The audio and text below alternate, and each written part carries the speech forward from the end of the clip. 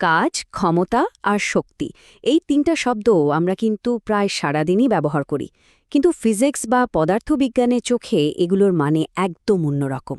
আজকের এই আলোচনায় আমরা ঠিক এই ব্যাপারটাই সহজ করে বোঝার চেষ্টা করব। চলুন, কাজ আর শক্তির মধ্যে যে একটা দারুণ সম্পর্ক আছে সেটার গভীরে যাওয়া যাক। আচ্ছা, একটা ব্যাপার কি কখনো মনে হয়েছে? ধরুন, একটা ভারী ব্যাগ হাতে নিয়ে অনেকক্ষণ ধরে দাঁড়িয়ে আছেন, একদম ঘেমে নিয়ে একাকার অবস্থা, তাই না? কিন্তু যদি বলা হয় যে ফিজিক্সের ভাষায় ওই মুহূর্তে আসলে কোনো কাজই করা হচ্ছে না, তাহলে কেমন লাগবে? শুনতে অদ্ভুত লাগলেও এটাই সত্যি। চলুন, এই ধাঁধাটারই সমাধান করা যাক। এই ধাঁধার উত্তরটা আসলে লুকিয়ে আছে কাজ শব্দটার সংজ্ঞার মধ্যেই। আমরা সচরাচর কাজ বলতে যা বুঝি আর ফিজিক্সের কাজ, এই দুটোর মধ্যে কিন্তু আকাশ পাতাল তফাত। চলুন তো দেখি পার্থক্যটা ঠিক কোথায়। ব্যাপারটা খুব সহজ। দৈনন্দিন জীবনে কষ্ট হলেই আমরা বলি কাজ করছি, শরীর ক্লান্ত হয়ে পড়া মানেই কাজ। কিন্তু ফিজিক্সের হিসেবটা একদম অন্যরকম। এর কাছে আসল জিনিসটা হলো সরণ বা ডিসপ্লেসমেন্ট। মানে কোনো জিনিসকে যদি এক জায়গা থেকে আরেক জায়গায় না সরানো যায়, তাহলে কোনো কাজই হলো না। ফিজিক্সে কাজের একটা পরিষ্কার সূত্র আছে। কাজ সমান সমান বল গুণন সরণ, মানে W = F/S। এখানে সবচেয়ে গুরুত্বপূর্ণ অংশ হল ওই S বা সরণ। যদি সরণ শূন্য হয়, মানে বস্তুটা যদি এক চুলো না নড়ে, তাহলে যতই বল প্রয়োগ করা হোক না কেন, কাজের পরিমাণ কিন্তু শূন্যই হবে। এই সূত্র থেকে কিন্তু ৩ রকমের কাজের ধারণা পাওয়া যায়।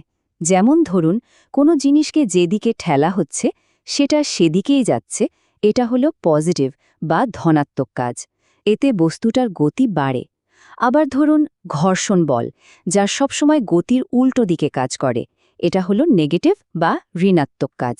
আর হ্যাঁ, ৩ নম্বরটা হলো শূন্য কাজ, যখন কোনো সরণই হয় না। তো এখন আমাদের সেই প্রথম প্রশ্নটায় ফেরা যাক। একটা দেয়ালকে সর্বশক্তি দিয়ে ধাক্কা দেওয়া বা একটা ভারী ব্যাগ হাতে নিয়ে স্থির হয়ে দাঁড়িয়ে থাকা, এই দুটো ক্ষেত্রেই কিন্তু সরণ শূন্য। তাই ফিজিক্সের ভাষায় এখানে কাজের পরিমাণও শূন্য, যদিও আমাদের শরীর কিন্তু ঠিকই ক্লান্ত হচ্ছে। তাহলে প্রশ্নটা হলো, যদি কোনো কাজই না হয় তাহলে আমাদের এই ক্লান্তিটা আসছে কোত্থেকে? শরীরে তো কিছু একটা ঘটছে, তাই না? হ্যাঁ, ঠিক এখানেই আসছে শক্তি বা এনার্জির ধারণাটা। শক্তির সংজ্ঞাটা কিন্তু খুব সুন্দর আর সহজ। কাজ করার সামর্থ্যকেই শক্তি বলে। মানে কাজ করার জন্য যে ক্ষমতা বা ক্যাপাসিটি দরকার, সেটাই হলো শক্তি। ব্যাপারটা একটা সহজ পাইপলাইনের মতো ভাবা যায়। আমরা খাবার খাই, যা থেকে আমাদের শরীর রাসায়নিক শক্তি পায়।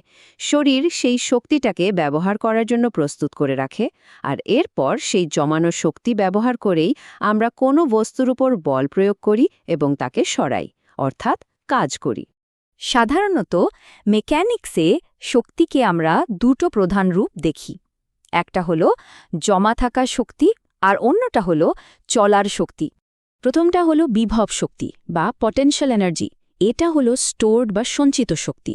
যেমন পাহাড়ের চূড়ায় একটা পাথর স্থির হয়ে আছে, ওর মধ্যে কিন্তু নিচে গড়িয়ে পড়ার একটা সম্ভাবনা বা পটেনশিয়াল জমা হয়ে আছে। আর দ্বিতীয়টা হলো গতিশক্তি বা কাইনেটিক এনার্জি, মানে মোশনের শক্তি।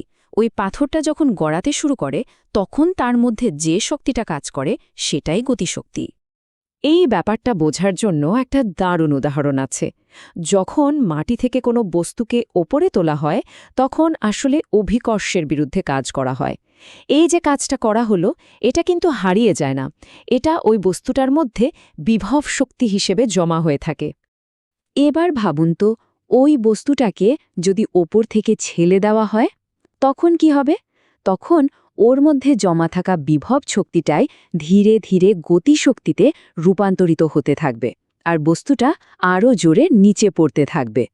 তাহলে কাজ আর শক্তির মধ্যে মূল সংযোগটা কোথায়? আমরা দুটো ধারণায় বুঝলাম, কিন্তু এদের মধ্যেকার সম্পর্কটা কি? আসল ব্যাপারটা হলো, কাজ নিজে কোনো বস্তু বা জিনিস না।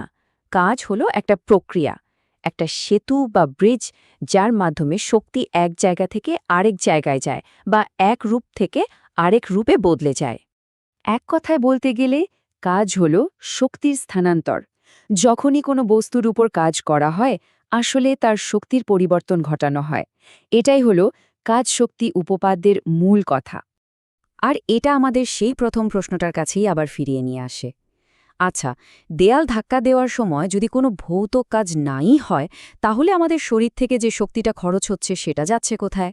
হ্যাঁ, আমাদের শরীর তো শক্তি ব্যয় করছেই, সেই শক্তির কি হচ্ছে? এটা কিন্তু আরেকটা মজার ধাঁধা। হয়তো এর উত্তর আমরা অন্য কোনো আলোচনায় খুঁজব।